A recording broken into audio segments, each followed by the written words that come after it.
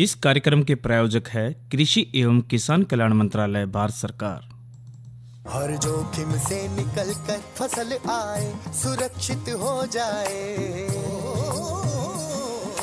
फसल बीमा से हर किसान अब आत्मनिर्भर हो जाए। संकट के समय प्रधानमंत्री फसल बीमा योजना किसानों के लिए वरदान है।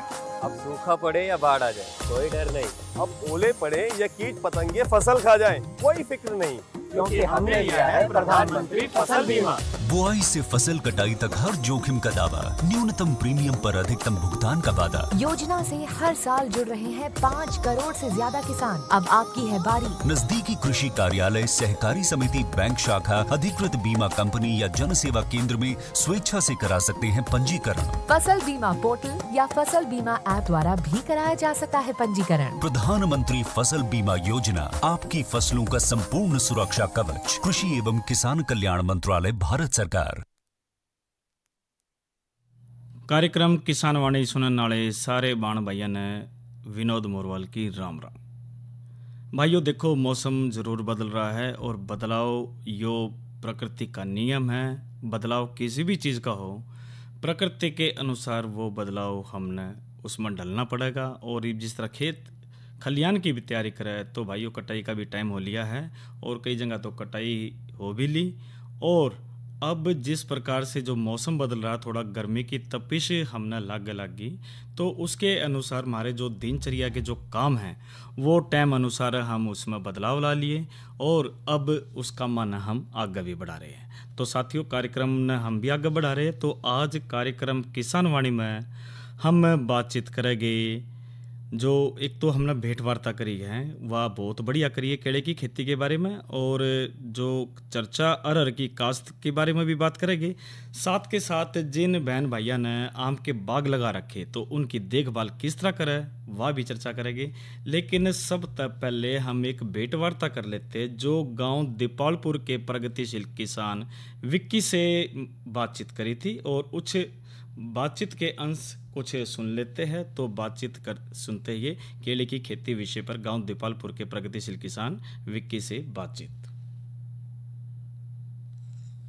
कार्यक्रम किसान वाणी में आपका स्वागत है। मैं आपका साथी विनोद मोरवाल, और आज हम पहुंचे गांव दीपालपुर में और विक्की भाई के खेतों में हम बहुत बढ़िया फसल देख रहे हैं। तो विक्की भाई, कार्यक्रम में जुड़ने पर आपका स्वागत है। राम राम भाई सभी ने। भाई विक्की, सबसे पहले तो अपनी शिक्षा के बारे में बताइए, आप कितनी पढ़ रहे हो? मैं ग्रेजुएशन कंप्लीट है भाई मेरी। तो साथ के साथ फिर ये जो आप खेती कर रहे हो या दादा लाई है? दादा लाई है, तो परिवार का साथ दे रहे हो पूरा? हाँ बिल्कुल। तो कितने किले अपने दौरे? 6 किले अपने दौरे। क्या क्या बो रखा भाई इसमें? इसमें गेहूं की और केले की खेती है भाई। तो केले की खेती जो आप कर रहे हो कितने सालों से कर रहे हो? किस प्रकार से इस तरफ आपका रुझान बढ़ा? हम लगभग 6 साल से कर रहे हैं भाई इसके। तो रुझान किस तरह बढ़ा इसका? भाई ये भी किसी जानकारी के थ्रू, या कोई जानकार था अपना यही पलड़ी गांव का, वो लगाता था शुरू से ही। अच्छा। तकरीबन 20 साल से। ठीक है। तो वो भी करते आ रहे, तो उन्होंने बताया था कि भाई ये खेती बढ़िया है, ये करो, इसमें फायदे का सौदा है। हाँ, खेती बढ़िया। तो इसमें खेती की जब शुरुआत करते हैं, हम इसकी तैयारी की बात करते हैं, तो किस प्रकार से इसकी शुरुआत होती है? भाई इसकी शुरुआत अब जैसे अब लगानी है हमने मार्च अप्रैल में। अप्रैल के बाद जैसे ही गेहूं कटेंगे अपनी तैयारी करो, और पेड्डा 13 बाई 13 पे पेड्डा लगेगा। अच्छा।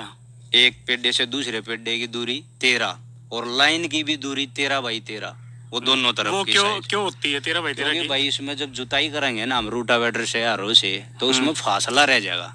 अच्छा। क्योंकि ये जड़ निकलती रहे, पेड्डा बनता रहे, जो एक लगाया है वो 20 हो जाएंगे, 25 हो जाएंगे, वो फैलता रहेगा। ठीक, क्योंकि पेड्डा तो अपनी जगह लेगा। बिल्कुल। हाँ, तो ये चौड़ा होता रहेगा और जगह होती रहेगी कम।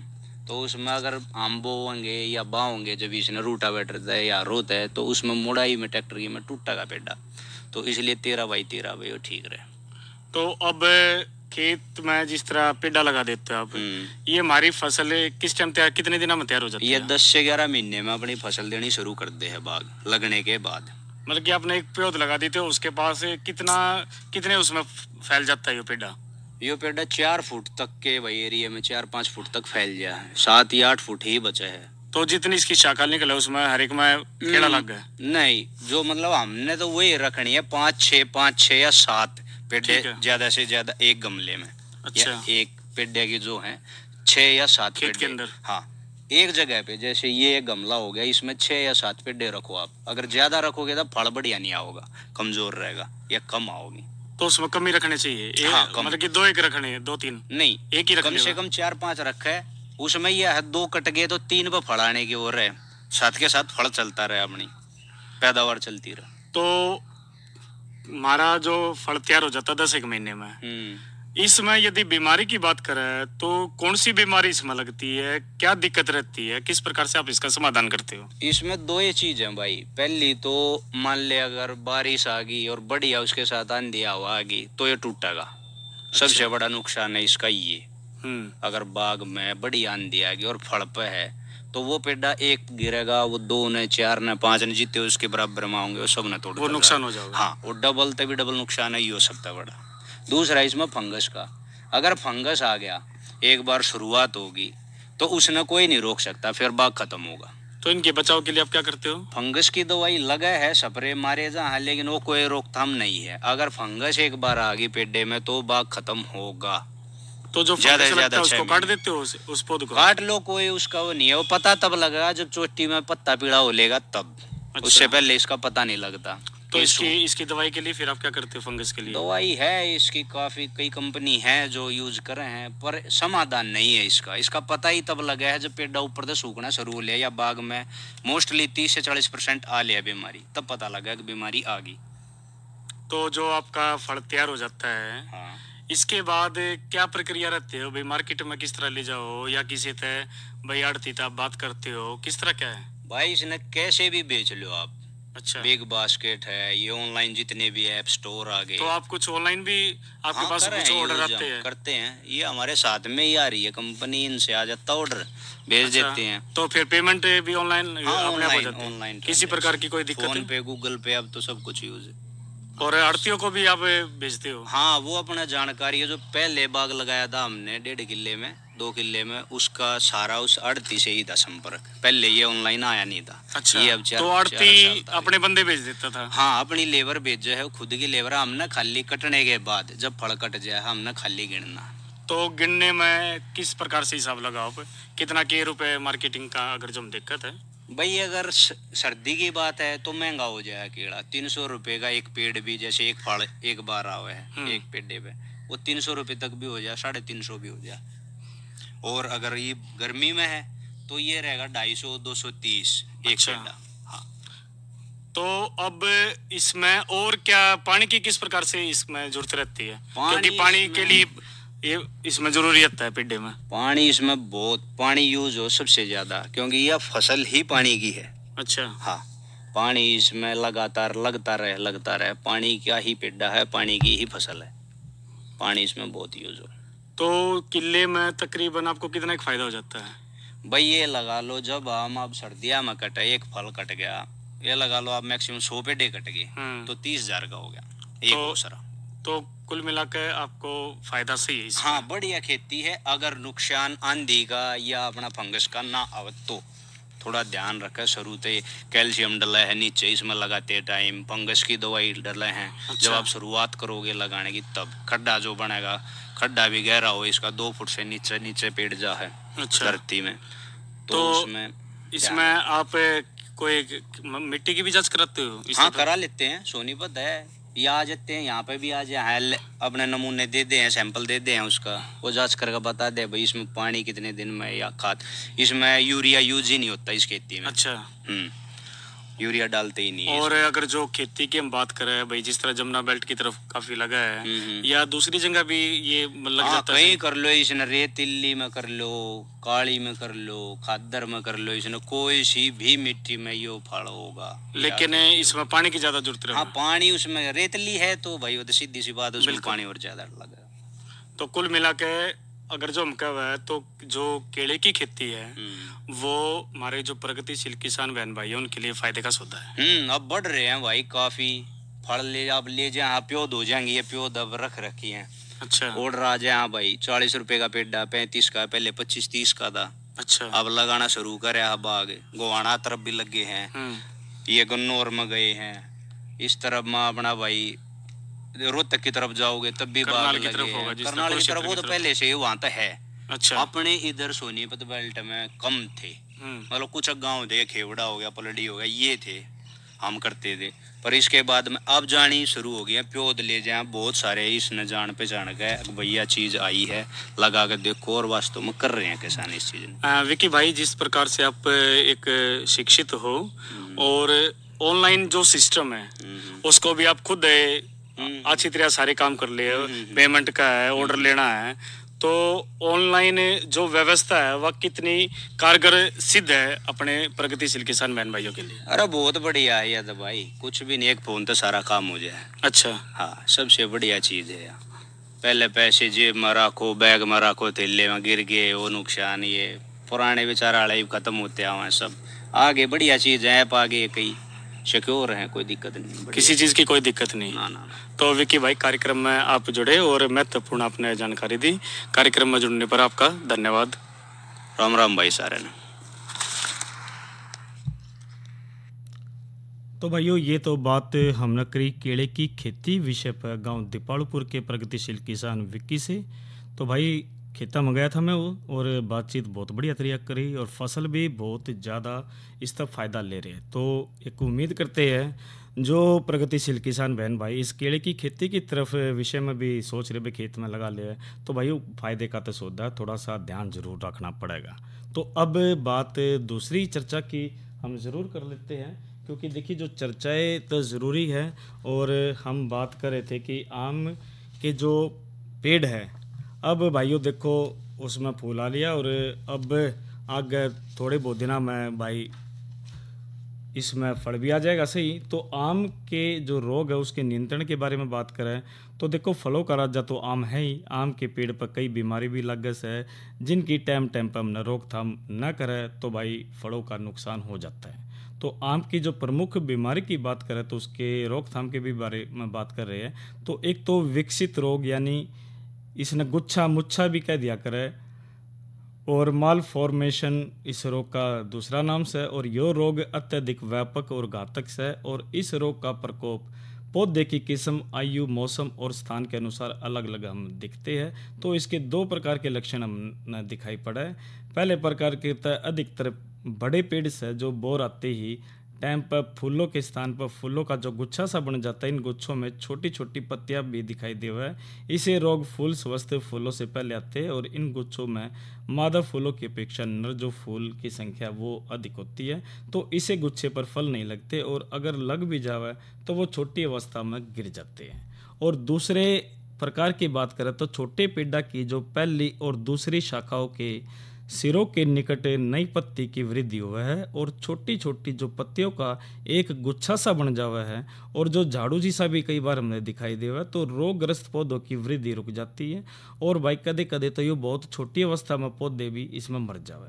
तो इसका जो कारण है यह बीमारी फ्यूजेरियम मोनिलीफर्मी फफूंद द्वारा पुष्पवृंतों पर आक्रमण के फलस्वरूप होती है। तो पौधों में हार्मोन्स का असंतुलन होने से इस रोग की उत्पत्ति होती है। और बोर आते टाइम इसमें तापमान, कैल्शियम है, नाइट्रोजन का अनुपात है, विषाणु है, पूरा साल ज़्यादा सिंचाई और भूमि में अलग अलग तत्व की कमी होना भी इसके रोग में यो महत्व भी रखते हैं। तो यो कारण से इसका अब इसके नियंत्रण की हम बात कर लेते हैं।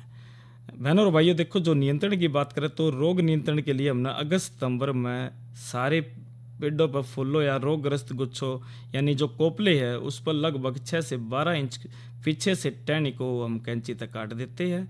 और फफूंदी और कीड़ों से बचाव के लिए अगस्त सितंबर और दिसंबर जनवरी में कैप्टॉन 0.1% यानी 100 ग्राम दवा ने 100 लीटर पानी व मेलाथियान 0.1% के मिश्रण में टॉनिक मिलाकर छिड़काव इसका करते हैं।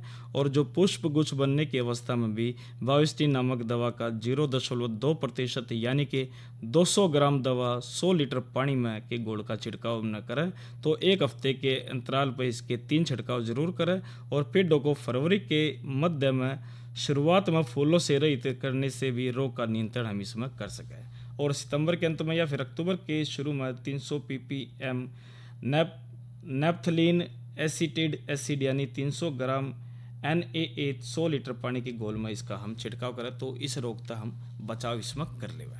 इसी तरह जो टेनिमार रोग भी है जिसने एंथ्रेक्नोज रोग भी कह देते हैं, तो यो रोग पत्तियों टेनियो फलों को प्रभावित करता है और पत्तियों पर पूरे भूरे रंग के जो धब्बे इसमें बनते हैं जो बाद में आपस में मिलकर पत्ता अधिकतर भाग पर फैल जाते हैं और धब्बे के स्थान पर जो पत्ती सूख जाती है और प्राय फट भी जाती है तो टहनी पर रोग ऊपरी भाग तक शुरू होता है, जड़ा हल्के भूरे धब्बे बन जाते हैं। इसी टहनी की पत्तियां सूखकर झड़ने लगती है और अंत में टहनी भी सूख जाती है। और अगर बोर आने तक के टाइम मौसम नम हो जाए तो यो रोग फूलों को भी नष्ट कर देता है। तो इसके बचाव की बात करें तो रोग रस टहनी को काट देवा, कटे स्थान पर बोर्डो पेस्ट लगा देवा और कॉपर ऑक्सीक्लोराइड यानी ब्लाइटॉक्स न 0.3% गुण का जनवरी, फरवरी, अप्रैल व सितंबर में इसका छिड़काव करें। और एक रोग और से यो से सफ़ेद चूर्णी रोग।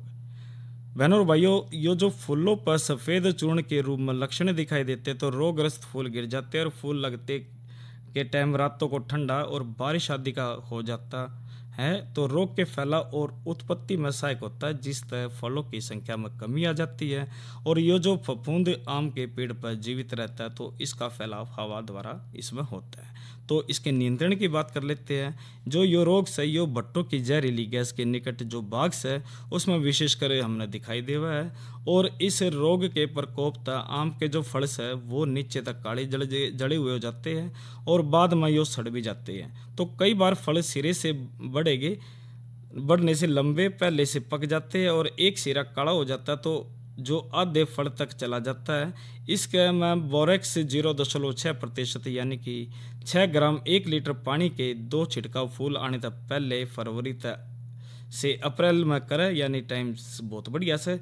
और जो तीसरे छिड़काव में फल बनने के बाद 0.3% कॉपर ऑक्सीक्लोराइड का करें। और जुलाई तक सितंबर महीने में जो सभी बढ़े गए फूलों के गुच्छे काट देवे और पौधों को अच्छी तरह इसमें खाद देवे। तो कुल मिलाकर नू कि भाई अगर जो इन चीज़ों का हम ध्यान रखें तो जो आम है उससे हम बढ़िया फ़ायदा उठा सके हैं और फसल बहुत बढ़िया से। तो साथियों, या तो हमने बातचीत करी आम के बागों की देखभाल के बारे में और साथ ही एक भेंट वार्ता भी हमने बहुत बढ़िया सुनाई केले की खेती पे। तो अब साथियों का मनोरंजन करवा देते हैं कार्यक्रम किसान वाणी में।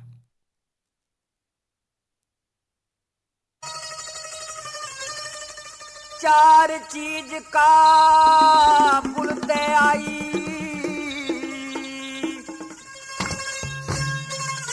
के हक मेरा कोना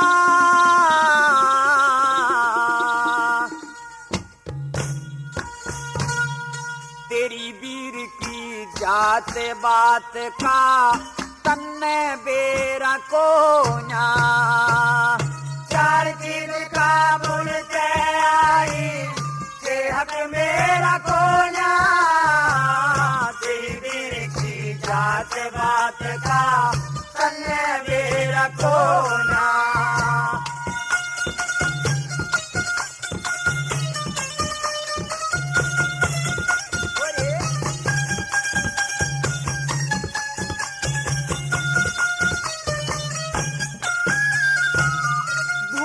हाथी जलियर घोड़ा हंगे ते घेरेंगे 20 साल ते सारे बंधराई पे हम काछी घेरेंगे।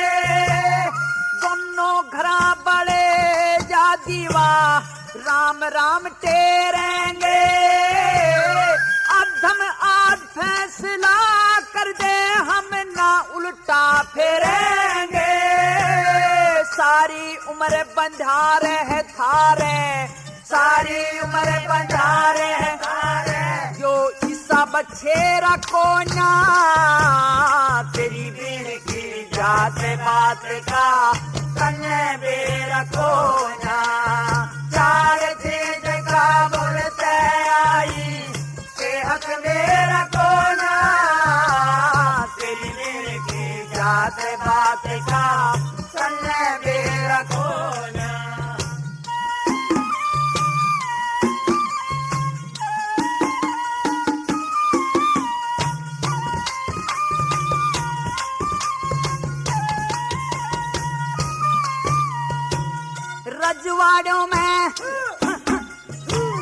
रजवाड़ों में धूम मच जा, ये झूठे राशना से चोरी जारी बदमाशी के हमें भूखे प्यासे ना से। यूं ते तू भी जाने से ये खेल तमाशे ना से। कोई ठाके मुंह में धर ले ये खील पता से ना से। ब्याह शादी में गला करे यो, ब्याह शादी में गला करे यो। इसा लब तेरा कोना तेरी दिल की जात बात का तन्ने बेरा कोना। चार चीज का बोलते आई के हक मेरा कोना तेरी दिल की जात बात का तन्ने बेरा कोना।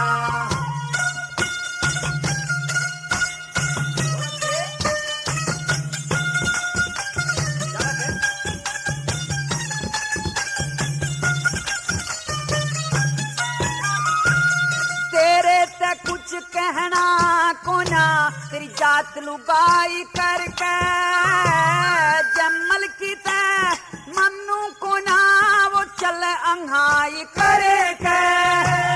यूं ते मैं भी जानू बैठेगी लोग हंसाई करके। ईब तलक में ओट रहा था बड़ा भाई करे के जमल सब ने डस लेगा, के जमल सब ने डस लेगा। बिच्छू सरफ गुहेरा कोना तेरी दिल की जात बात का तन्ने बेरा कोना। चार चीज का बोलते आई के हक मेरा कोना तेरी दिल की जात बात का तन्ने बेरा कोना।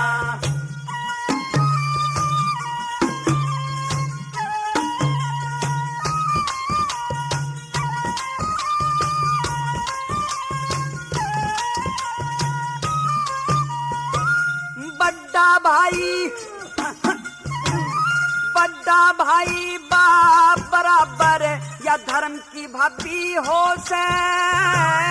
अपना देना और का लेना वो ठीक हिसाब भी हो से। घर के अंदर राड छिड़े जब खून खराब भी हो से। शाना मानस चतर नारी घर की चाबी हो से। मंगे राम इस दुनिया में, मंगे राम इस दुनिया में। हर किसा सपेरा कोना तेरी वीर की जात बात का तन्ने बेरा कोना। चार चीज का बोलते आई के हक मेरा कोना तेरी वीर की जात बात का तन्ने बेरा कोना।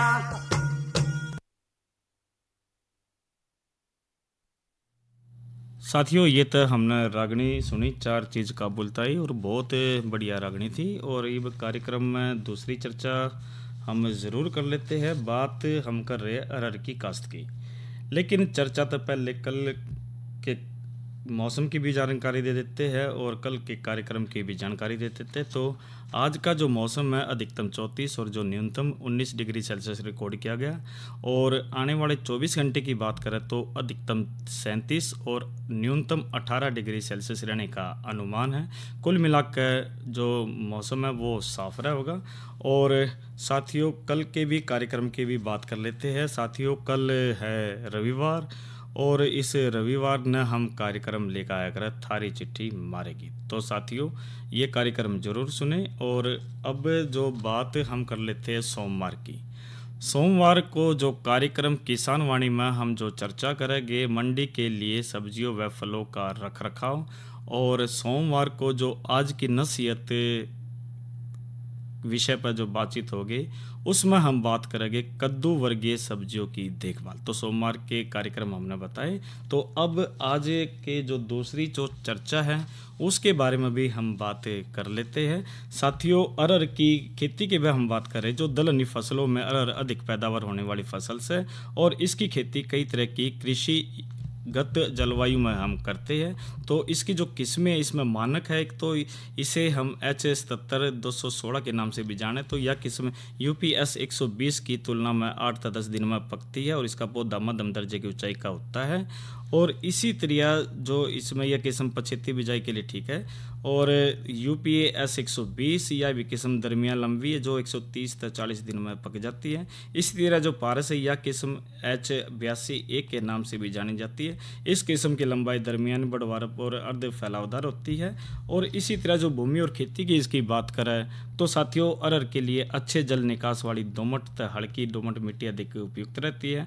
और खेत की दोहरी जुताई करके और उसके बाद सुहागा लगा माछी पैदावार इसमें कर सके, ताकि खेतों में खरपतवार व जो डेढ़े ना रहे। इसी तरह जो बिजाई के टाइम की बात करें तो सिंचित अवस्था में जड़ा 2 फसलों चक्र अपनाया जाता है। तो UPS S120 किस्म की जो बिजाई हो मार्च तक जुलाई के प्रथम हफ्ते में, और मानक तथा पारस किस्मों के मध्य जून से मध्य जुलाई तक करें। और वर्षा पर निर्भर क्षेत्रों में मानसून के आगमन पर जितनी जल्दी संभव हो सभी सिफारिश शुदा किस्मों की बिजाई इसमें कर देनी चाहिए। और इसी तरह जो राइजोबियम टिक्के से भी बीज का उपचार हम करें, जिस तरह अन्य दलहनी फसलों के लिए राइजोबियम का टिक्का लगाया जाता है, वैसे ही बिजाई से पहले अरहर के बीज का भी उपचार करना चाहिए। और बीज की मात्रा और बिजाई की तरीके की बात करें तो सिफारिशुदा किस्में कतारों में ही बोए, और कतार से कतार का जो फासला है वो 40 सेंटीमीटर रखा है। और 5 से 6 किलोग्राम बीज 1 एकड़ में बोए। और थोड़े से टाइम में पकने वाली मिश्रित फसल की दशा में कतारों का फासला 50 सेंटीमीटर इसमें हमने रखना चाहिए। और खाद की बात करें तो अरहर की शुद्ध और मिश्रित फसल लेने के लिए 1 एकड़ में 8 किलोग्राम नाइट्रोजन व 16 किलोग्राम फास्फोरस बिजाई के समय इसमें डालना चाहिए। निराई गुड़ाई का भी ध्यान रखना चाहिए, जो 25 से 45 दिन बाद खरपतवारों की रोकथाम में 2 बार निराई गुड़ाई करें। तो साथियों, ये बात हमने करी इसकी अरहर की फसलों की सिंचाई भी अगर हो सके तो फल आने पर पहले की सिंचाई जरूर करें। और ग्रीष्मकालीन दलहन की मिलवा फसल ले तो सिंचाई मिलवा उसके अनुसार ही करें। और हानिकारक कीड़े की अगर जो बात करें तो छेदक फली छेदक जो इसकी रोकथाम तो जब 50% फलियाँ लग जाए तो उस टाइम 600 मिलीलीटर क्विल फॉस 25 EC या 300 मिलीलीटर मोनोक्रोटोफॉस का जो यो 36 SL या 75 मिलीमीटर, साइपर मेथ्रीन 25 EC या फिर 120 मिलीलीटर, फेनोलेटर 20 EC या फिर 215 मिलीलीटर, डेल्टा मेथ्रीन 2.8 EC को 300 लीटर पानी में घोलकर प्रति एकड़ की फसल पर इसका छिड़काव करें। तो साथियों, यह बात हमने अरहर की बात करी। एक उम्मीद करते हैं कि इसमें हम जरूर से जरूर बढ़िया फायदा इसमें लेवगे। अरे अरे अरे क्या कर रहा है? इधर इधर इधर हम बोल रहे हैं तेरे बीजू का। उतला बोल रहा है? पक्षियों से तो हम खेत को बचा लेते हैं, पर इन घातक रसायनों से कैसे बचाएं? मतलब? देख बेटा, तू जो ये अंधाधुंध रसायन मिलाता है ना, मिट्टी की सेहत बिगड़ने लगी है। और जब माटी ही कमजोर पड़ जाएगी तो उपज कैसे सेहतमंद होगी? अरे पहले ऐसा नहीं था। पूछना अपने बड़े बुजुर्गों से, कैसे फसल लहलहाती थी, शुद्धता झलकती थी। हाँ, माटी भी तंदुरुस्त और लोग भी। अरे अब पहली वाली बात कहाँ? पर अब तो सब यही डाले हैं। सब नहीं, आज भी लाखों जागरूक किसान परंपरागत विधि से फसल उगा रहे हैं। खर्चा कम और उपज की कीमत भी बेहतर पा रहे हैं। सच है? रे बेटे, एक्सपीरियंस से बता रहे हैं, धूप में बाल सफेद नहीं किए हैं। हाँ। ठीक है भाई, मैं भी आज से जैविक खेती शुरू करूंगा। माटी से प्रेम की परंपरा है, परंपरागत खेती। इस कार्यक्रम के प्रायोजक थे कृषि एवं किसान कल्याण मंत्रालय, भारत सरकार। तो भाइयों, आज जो अंक हमने सुना, एक उम्मीद करते कि सारी बात पर अमल करके इस प्रगति को हम आगे बढ़ाओगे। तो अच्छा भाइयों, राम राम।